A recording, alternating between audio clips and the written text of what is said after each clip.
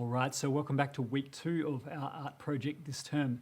Now, last week we looked at rocks and learning how to see the 3D mesh that we could wrap a rock in to help you to understand more about how to draw things that look three-dimensional. This week we're going to be looking at how to draw mountains. So we're going to be using the same book in the series again. So we've got our How to Think When You Draw.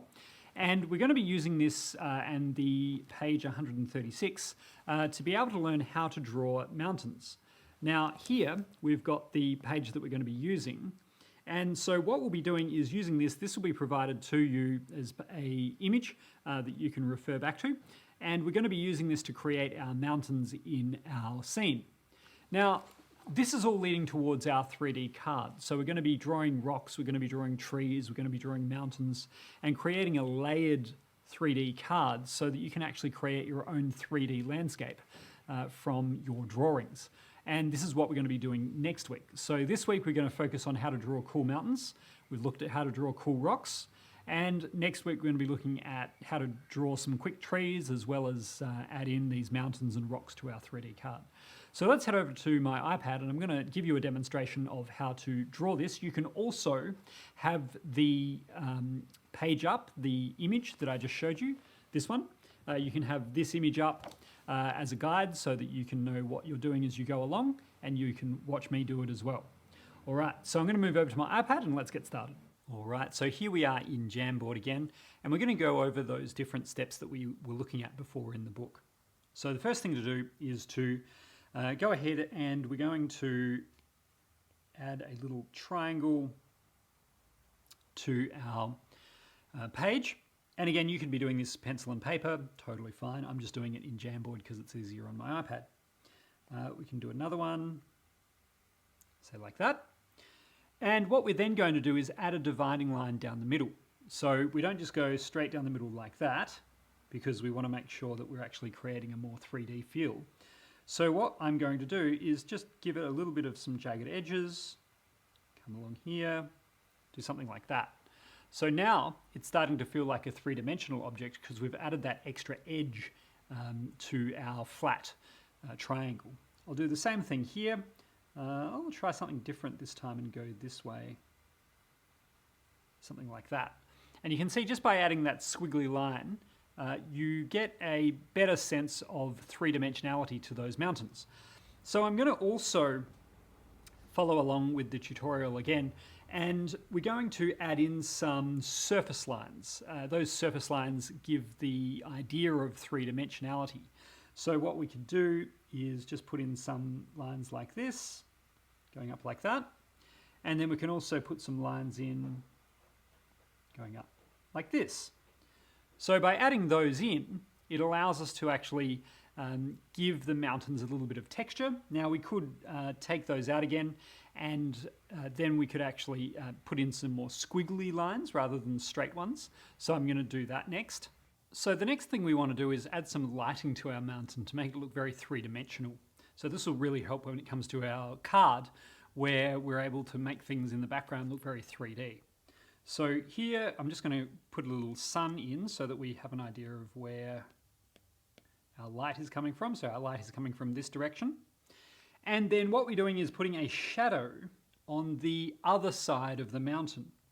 So we come in here and we're going to put in that shadow like that.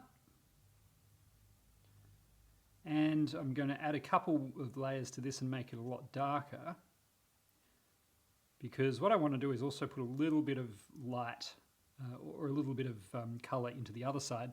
Otherwise it ends up looking a lot like Antarctica. So there we go.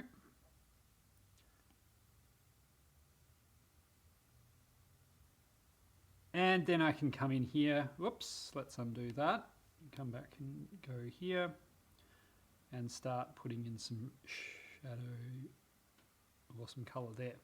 So that's how we can start creating what looks like a little bit more of a three-dimensional object where we're actually putting in some light and shadow, and that gives us a really good sense of, oh, we've got some mountains and they've got some light and some shadow. So we've taken it from a single sort of triangle, we've added in an edge and created that divide in the triangle, And then what we've done is added in some different lines going up the different angles of the peak. And then we've added in some light and shadow to create a three-dimensional object. So what you can do is try out different variations of this. Try flat peaks where you're going to draw more of a peak that might be like, say, that. Or maybe, let's undo that. Let's go and do something more like that. Maybe that's peak. Or this kind of peak. So you can add in these lines in any way, sort of way that you want. And depending on how you add these lines in, see I've got this one here, sort of changing direction. But even though I do that, if I add in my little lines here, bring those up, and then add some shadow to it, it still feels very believable.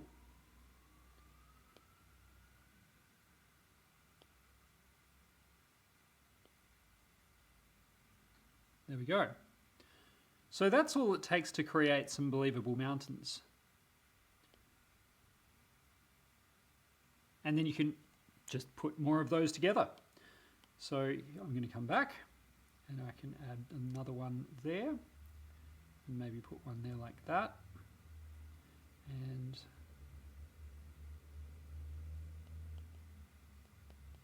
whoops, probably a little bit too long there.